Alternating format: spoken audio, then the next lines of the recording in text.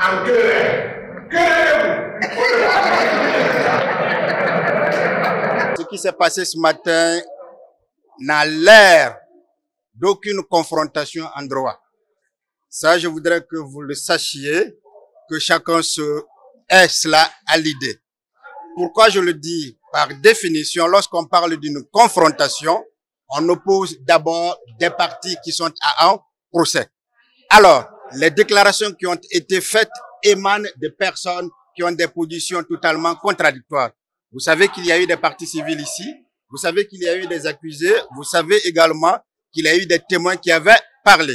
On aurait dû commencer par des personnes qui accusent contre ceux-là qu'on est en train d'accuser. On ne l'a pas fait. Par quel axe, par quel comportement? Il disait quoi? Vous l'avez quoi qui c'était le commandant? Lorsqu'on vous parle de confrontation, des points de confrontation doivent être donnés à l'audience même. Et c'est uniquement sur ces points de confrontation que les personnes qui sont appelées à la barre doivent discuter.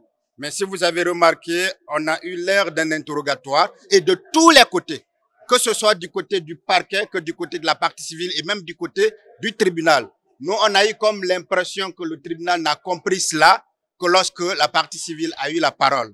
C'est pourquoi, justement, la défense, sachant comment se passent les procédures, n'a pas voulu cautionner cela.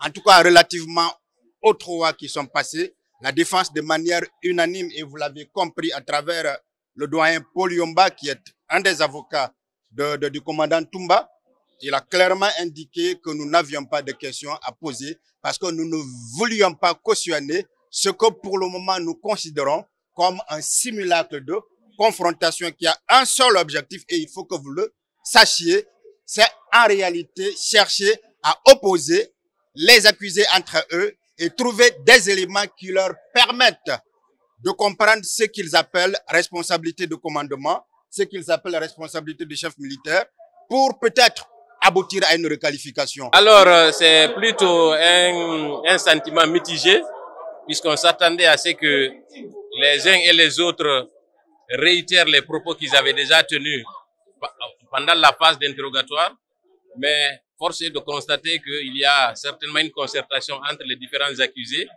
pour chercher en tout cas à ne pas se dénoncer les uns les autres.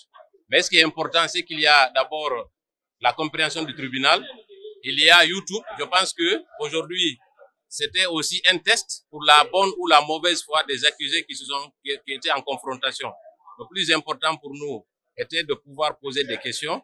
Pour le reste, je pense que le tribunal est suffisamment outillé pour comprendre est-ce que ces accusés étaient dans de bonnes dispositions de dire la vérité ou est-ce qu'ils ont cherché à se protéger.